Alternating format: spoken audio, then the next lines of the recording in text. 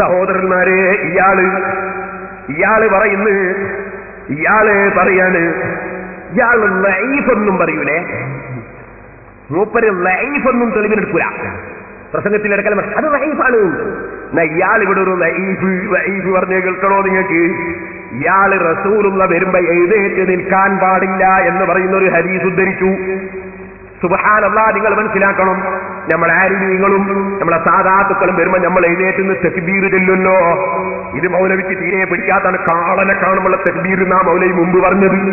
കഴിഞ്ഞ പ്രസംഗത്തിൽ ഞാൻ അള്ളാന്റെ റസൂല് വരുമ്പോ സഹാബത്ത് തക്ബീർ ചൊല്ലിയ കിതാബുകൾ എടുത്തങ്ങ് ഉദ്ധരിച്ചപ്പോ മൗലവി പറയാണ്, സഹാബത്ത് ഒറ്റ തക്ബീറേ ചൊല്ലിയിട്ടുള്ളൂ, നിങ്ങൾ 3 ചെല്ലുന്നുണ്ട്.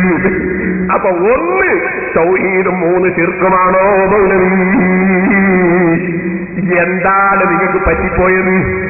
എന്നാൽ നിങ്ങൾ ഓർക്കണം, ഞാനത് കഴിഞ്ഞ സീഡി ഞാൻ എന്റെ മുസ്ലിം സഹോദരന്മാരോട് പറയുന്നു, നിങ്ങൾ കഴിഞ്ഞ പ്രാവശ്യം ഞാൻ പ്രസംഗിച്ച 8 CD അത് ഈമാൻ കിട്ടി ഭരിക്കാൻ ആഗ്രഹിക്കുന്ന മുസ്ലിമീങ്ങളൊക്കെ എവിടുന്നെങ്കിലും ഒന്ന് കേൾക്കാൻ ശ്രമിക്കുകയും നിങ്ങളെ മക്കളെ കേൾപ്പിക്കുകയും നിങ്ങളെ സ്നേഹിതന്മാരെ കേൾപ്പിക്കുകയും വേണം.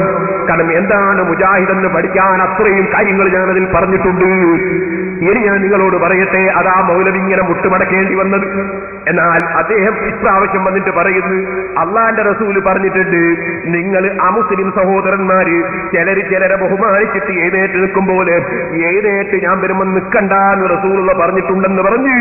അതാ അദ്ദേഹം ഒരു ഹദീസ് ഉദ്ധരിച്ചു. ആ ഹദീസിനെ സംബന്ധിച്ച് ഞാൻ നിങ്ങളോട് പറയട്ടെ, മൗലവി നിങ്ങൾ ലഈഫൊന്നും എടുക്കൂല എന്ന് പറഞ്ഞിട്ട് തലേക്കെട്ടിന്റെ ഹദീസൊക്കെ ലഈഫാണെന്ന് പറഞ്ഞില്ലേ, റസൂലുള്ള വരുമ്പോ എഴുന്നേറ്റ് നിൽക്കണ്ടെന്ന് നിങ്ങൾ ഉദ്ധരിച്ച ഹദീസ് ലഈഫാണ് മൗലവി. അത് നിങ്ങളെ നമ്മളെ ജബ്ബാർ ബാക്കവിനെ പോലെ നേരത്തെ തോറ്റപ്പ തലേ കെട്ടിയ ഏതോ ഒരു മൗലവി കോട്ടക്കെന്ന് പറഞ്ഞു കണ്ട് പറ്റിച്ചതായിരിക്കും. അതുകൊണ്ട് പറയട്ടെ, ആ ഹദീസിനെ സംബന്ധിച്ച് ഇമാം ഇബ്നു ഹജർ അസ്ഖലാനി ഫത്ഹുൽ ബാരിയിൽ പറയുന്നു, അബൂദാവൂദിന്റെ ശറഹിലും പറയുന്നു. അങ്ങനെ അബൂദാവൂദിന്റെ ശറഹ് ഞാൻ നോക്കി വായിക്കുന്നു, ഖാല തബ്റാനി ഹാദൽ ഹദീസു ദഈഫുൻ, ഈ ഹദീസ് ദുർബലമാണ് കേട്ടോ. ഈ ദഈഫായ ഹദീസും പിടിച്ച് നടക്കുന്ന മൗലവിയുടെ പിന്നാലെ പോയിട്ട് റസൂലുള്ള വരുമ്പോ പോലും എഴുന്നേൽക്കേണ്ടതില്ല എന്ന് വിശ്വസിക്കല്ലേ മുജാഹിദേ. ബുഖാരിയിൽ ഹദീസുണ്ടേ മുജാഹിദേ, റസൂലുള്ള പറയുന്നു, നിങ്ങളെ നേതാവിന് വേണ്ടി നിങ്ങൾ എഴുന്നേറ്റ് നിൽക്കുവീൻ എന്ന് സഹാബത്തിൽപ്പെട്ട ആളുകളെ പറ്റി തന്നെ എഴുന്നേറ്റ് നിൽക്കാൻ പറഞ്ഞത് ബുഖാരിയിലുണ്ടേ. അതുകൊണ്ട് ഈ ദഈഫായ ഹദീസും പിടിച്ച് നടക്കുന്ന മൗലവിന്റെ പിന്നാലെ പോയിട്ട് ആഖിറം നഷ്ടപ്പെടുത്തല്ലേ ചെറുപ്പക്കാരെ.